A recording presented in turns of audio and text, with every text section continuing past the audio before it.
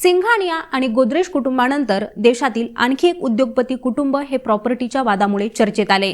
प्रसिद्ध उद्योगपती बाबा कल्याणी यांच्या कुटुंबातील हा वाद आहे। कल्याणी कुटुंबाच्या व्यवसाय साम्राज्यात भारत फोर्ज यांसारख्या कंपन्यांचा समावेश आहे। जवळपास 75,000 कोटींची ही संपत्ती असल्याचं सांगितलं जातंय। दोन भावांकडे असलेल्या परस्पर विरोधी मृत्यूपत्रांचा हा वाद आहे। पण ही दोन्ही मृत्यूपत्र चुकीची असल्याचा दावा करत या मृत्यूपत्रांना बहीण सुगंधा हिरेमठ यांनी आव्हान दिले। या दोन्ही मृत्यूपत्रांवर आता दिवाणी खटला चालवला जाणार आहे। आता नेमका काय आहे कल्याणी कुटुंबातील हा वाद पाहूयात या व्हिडिओच्या माध्यमातून। डॉक्टर नीलकंठ अनुप्पा कल्याणी आणि त्यांच्या पत्नी सुलोचना कल्याणी यांच्या निधनानंतर हा वाद सुरू झाला।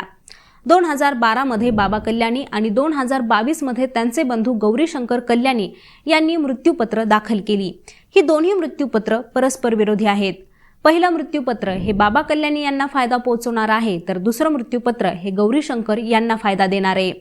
पण ही दोन्ही मृत्यूपत्र चुकीची असल्याचा दावा करत बहीण सुगंधा हिरेमठ यांनी न्यायालयात याला आव्हान दिले।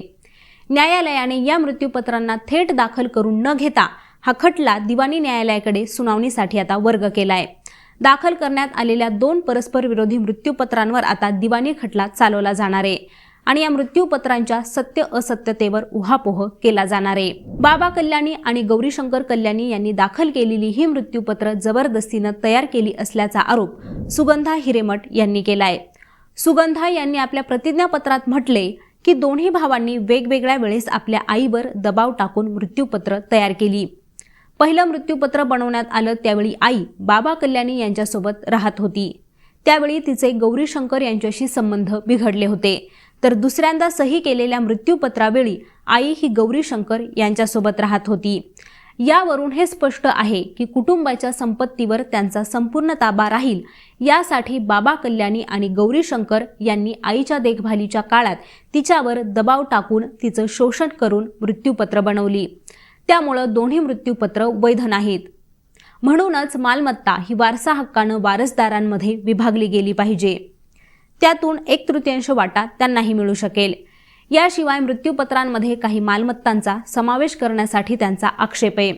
वडिलांनी आणि आजोबांनी कमावलेल्या संयुक्त कल्याणी कुटुंबाच्या मालमत्ता आहेत, त्यामुळे त्या कायदेशीररित्या मृत्यूपत्राद्वारे दिल्या जाऊ शकत नाहीत। आता पुणे न्यायालयानं या प्रकरणातील मृत्यूपत्रांच्या अर्जांना दिवाणी खटल्यात रूपांतरित केले। यामुळे या अर्जांवर आता सुनावणी होणार असून सगळ्याच पक्षांना आपल्या हरकतीही नोंदवता येणार आहेत। मृत्यूपत्रांचं हे प्रकरण दिवाणी न्यायालयात पोहोचल्यानं कल्याणी कुटुंबाच्या सगळ्याच संपत्तीवर प्रशासक नेमला जाण्याची आता शक्यताही अधिक बळकट झाली आहे। आज घडीला कल्याणी ग्रुपमध्ये भारत फोर्ज लिमिटेडसह 8 सूचीबद्ध कंपन्या आहेत। याच 8 सूचीबद्ध कंपन्यांचं एकत्रित बाजार भांडवल हे 75,600 कोटी रुपये इतकं आहे। एकट्या भारत फोर्जचं मार्केट कॅप हे 58,105 कोटी रुपये आहे, ज्यामध्ये कल्याणी कुटुंबाचा 45.25% हिस्सा आहे।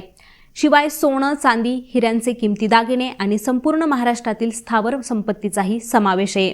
कल्याणी कुटुंब आणि हिरेमठ कुटुंबात गेल्या वर्षभरापासून हा वाद सुरू आहे। हिकल या रासायनिक कंपनीच्या नियंत्रणावरून या वादाला सुरुवात झाली।